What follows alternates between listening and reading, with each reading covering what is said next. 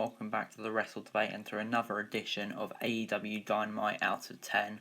After 3 weeks of pay-per-view quality shows, it'll be interesting to see all the fallout from this week's edition of Dynamite. To start off the show, Cody defended the TNT title against Eddie Kingston in a no DQ match.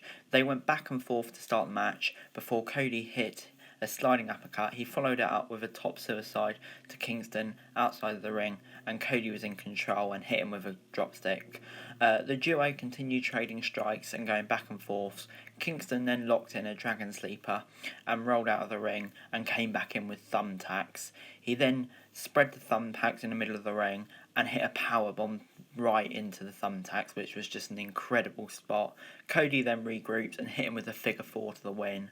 And yeah, what a match this was. 7.5 out of 10 quality. Next up, we got MJF against some guy called Garrison, like the name. MJF railed on Garrison before the match began. He definitely wasn't happy when Garrison reminded him that he lost at Fyter Fest. MJF then whipped Garrison into the corner before locking in a submission hold. When Garrison tried to reach for the ropes, MJF bit his hand before throwing him out of the ring. MJF followed Garrison outside and hit him into the barricade again. Garrison tried to fight back, but he went headfirst into the ring post. He rolled him back into the ring, and he forced Garrison to say that he's undefeated.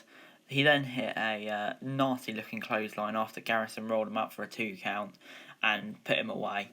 I'm going to give this a 6.5 out of 10. This would normally be a 6, but because MJF is so good, I'll give it a 6.5 out of 10.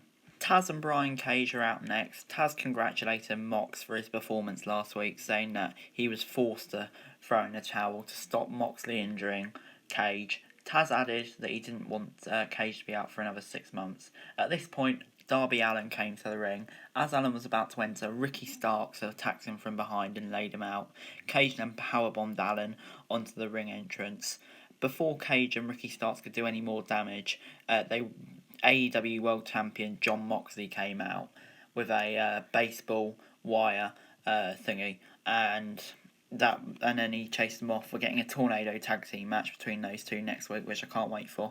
I'm going to give this 6.5 out of 10. Kind of like the New Alliance in a real way, and Moxley and Darby Allin are great together. The Young Bucks then confronted Butcher and the Blade backstage in the kitchen. The match started right there and then spilled out into the parking lot, where we saw the Butcher lawn dart Nick Jackson into the door of a supply truck. Matt Jackson hit a massive dive onto both the Butcher and the Blade. The Bucks then tossed the Blade into the concession area for a plexiglass window.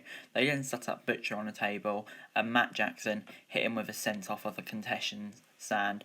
We then saw the Young Bucks hit the Blade with a super kick onto an escalator.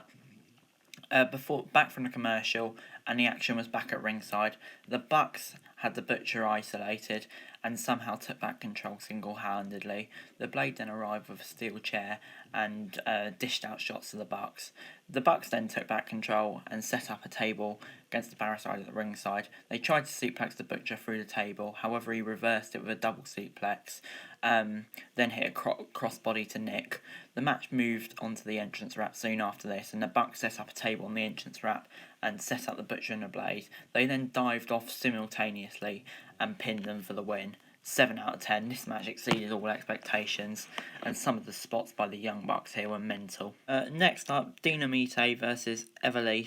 Evelyn took control of the match early on, but Dinamite didn't stay down for long. She forced Evelyn to roll out of the ring. The duo then brawled on the outside with her sending Evelyn back first into the barricade before rolling her back in the ring.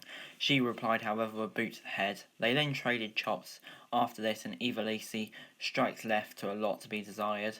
Dinamite tried to follow it up with a neck breaker, but Evelyn reversed it and hit her with a powerbomb. Dinamite replied by rolling Evelyn and pinning her. 6 out of 10 for me. This just felt wrong on what was a really good card, and I just don't think this was the right show for them. Adam Page returned to singles action against Alan Angels of the Dark Order. Page caught Angels with a forearm, followed by a series of chops. Page then caught Angels with a massive big boot, nearly beheading him. Angel replied with a kick off his own, but this led to Page hitting another boot of his own. Angels went crashing into the barricade, at which point we saw the rest of the Dark Order come out.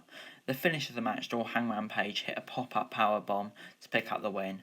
Then Brody Lee came down to the ring and offered Page a spot in the Dark Order. Page refused, then the FTR came out to help Page out, and together they cleared the ring. Omega came down to the ring right after FTR had cleared off.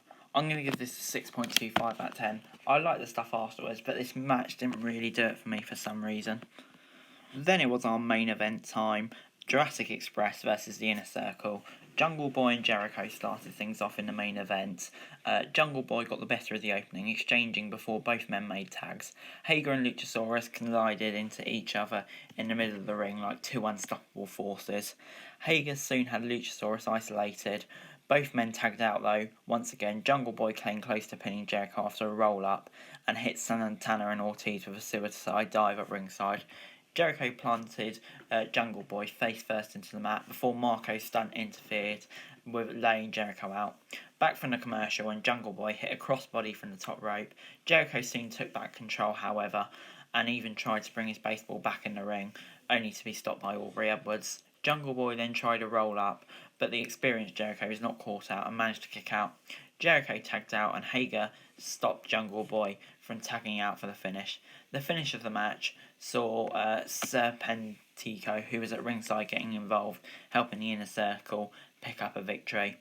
Then after the match, they beat them down, and the masked man was revealed to be Sammy Guevara. This was brilliant. 7 out of 10. I love the match, and I'm delighted to see Sammy back. And overall this week, AEW Dynamite is getting a 7 out of 10. I thought it'd be hard to follow up the last 3 weeks of TV shows, but boy did they do it here. Just an excellent show. Young Bucks, Butcher and the Blade, Cody v Kingston, and the main event were all fantastic. AEW just never failed to disappoint. But that is it for this video, guys. Thanks very much for watching. Remember to like, share, subscribe. Let me know what you thought in the comments below about AEW Dynamite. Remember to follow me on Twitter, link in the description below, for daily wrestling updates. And remember to subscribe to my channels on screen right now. That'd be greatly appreciated. Thanks for watching. Cheers.